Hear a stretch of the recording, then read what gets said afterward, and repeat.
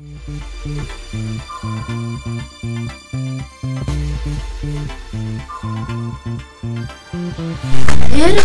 Radyosu.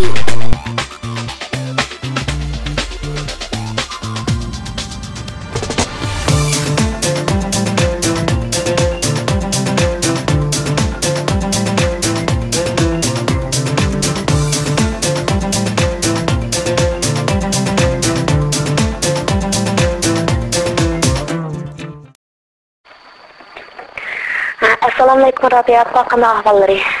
Yaxshi balam, yaxshi, o'zingiz yaxshi qilyapsiz. Yaxshi, rahmat. Jamoatlar yaxshi qilyapti. Yaxshi, rahmat.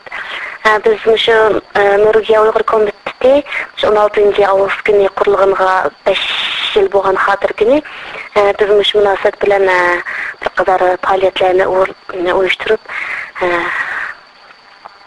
tashkilot a'zolari va boshqa a'zolarning qatnashishi bilan bir qadar faoliyatlarni olib bordik. Endi sizlar shu Nuriya Uyg'ur komitetininki qurilganligi munosabat bilan qanday bir yurak so'zlar bor va bizning bundan keyin qilmoqchi bo'lgan xizmatlarimizga qarata qanday bir fikr talablar bor. Shundaqla Nuriyadagi shu barliq Uyg'ur qarindoshlari qanday yurak so'zlar bor, shu haqida bir so'zlab bergan bo'lsalar. Nayt rahmat, senin balam bugün şu saat kunlarni menga vaqtida jiddiy yetkazganliginglar ham o'zinglarning Nuriya Uyg'ur komitetining barliq ijroiya komitetlar rahbarlari va Nuriyadagi butun jamoatning o'zining har yil faoliyatlarini epirishlan billah bu yil 5 yillik murasimini o'tkazish jarayonida mening yurak so'zimni talab qilganliginglarga va mening ovozimni ko'pchilik bilan ulashtirmoqchi bo'lganliginglar uchun oldi bilan sizlarning radiolaringlarga va muxbirlarga rahbarlarga chin ko'nglimda rahmat aytaman.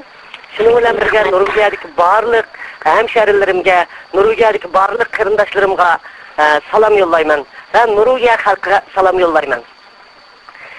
Men Nuriya Uyg'ur komitetininki ichilganligining 5 yilligini chin ko'nglimdan tabriklayman.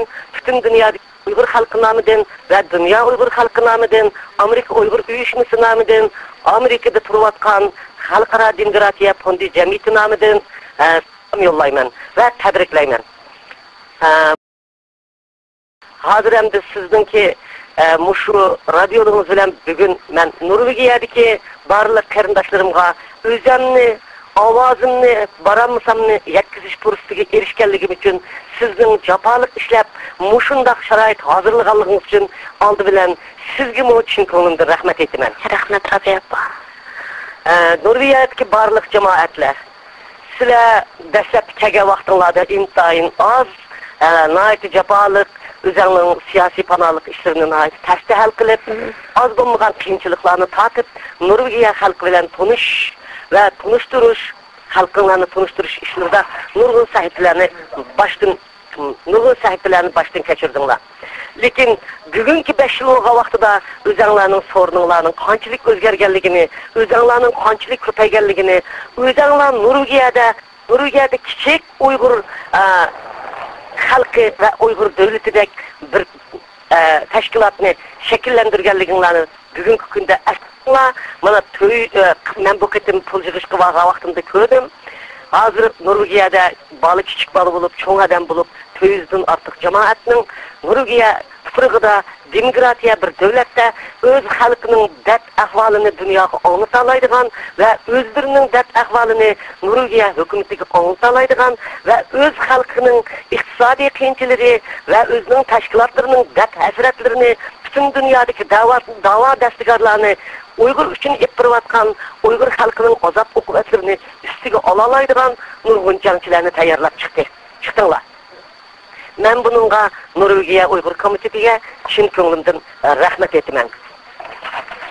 Ko'p rahmat Rabia appa. Shuning bilan birga Nuriyadagi Uyg'ur jamoatlarininki o'tgan ketimda va uning oldida o'zining mush Nuriya Uyg'ur uyushmasininki qurilishininki va tashkillik prinsiplik jamoatning birlikka kirishi, ittifoqlashishining qanchalik ta'xirsiz zarur ekanligini tunib yetganliginglar uchun butun dunyoda tashkilot qurolmay chechilib yurganlarga savaq berib va o'zinglar shularga yetakchi bo'lganliginglar uchun Norvegiya Uyg'ur uyushmasi qurashtirib, Norvegiya Uyg'ur uyushmasi tutib turgan rahbarlarga va shu tashkilotga bo'ysunib, shu tashkilotning zarur ekanligini tunib yetgan Norvegiyadagi ilg'or axloqli, Norvegiyadagi suyumli xalqimga chin ko'nglimdan salom yo'llayman va rahmat aytaman. Mana sizlar tashkilot shunchalik yaxshi tushundinglar, tashkillik ishning qanday muhim ekanligini bilib ketdinglar.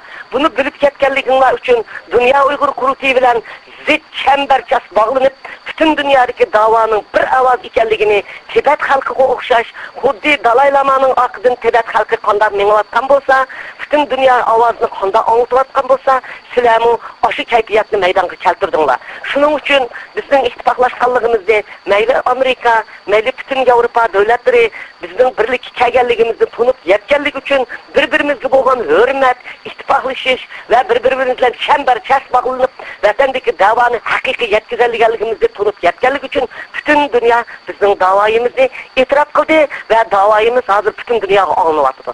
Va xalqimiz gerçi qattiq azob uqubatlarni tortayotgan bo'lsa-mu, xalqimizning ustidagi zo'ravonlik, zulm, hukmronlik, qonli qirg'inchilik, xalqimizning ustidan janosaid qilish yoki etnik qirg'inchilik shunday kuchaygan bo'lsa-mu, lekin bizning chet eldagi mush ittifoqlashishimiz xalqimizni qutqizib, bugungi kunda xalqimizning dunyo sahnasiga ochib, xalqimiz tortayotgan azob uqubatimizni, xalqimizni yaqin kelgusida ozodlikka erishtira oladiganligimizning ifodasi va isbotini maydonga keltirdinglar.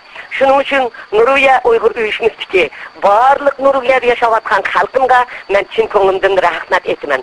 Bo'libmi o'tgan qitim men Uyg'urlik puli va Uyg'ur uy silish puli va janvaga odam o'rlashtirish, Yevropa parlamentiga odam evatish to'g'riliq pul chiqqan vaqtimda sizlarning birdak ovoz qo'shib, birsinglarni qoldirmay o'zinglarning qon ter badaliga kelgan pulinglarni berib, Uyg'ur davosining yuksalishi uchun qo'shgan hassanglar va to'xtanglar uchun chin ko'nglimdan rahmat aytaman va davomli holda sizlarning hamma ishinglarning ilgirilishi va ittifoqinglarning mukammallashishi va mushuq Norvegiya Uyg'ur uyushmasining atrofiga zich uyushishning nihoyatda ta'xirsiz ekanligi, butun dunyodagi Uyg'urlarning ittifoqlashib, birlikda bir yangdan bosh chiqarib, bir rahbarlikka bo'ysunib, qalaymiqam pochilinib ketmay, bir ish qilganning qanday zarur ahamiyatining borligini tunib yetishinglarni umid qilaman. Uyg'ur radiosi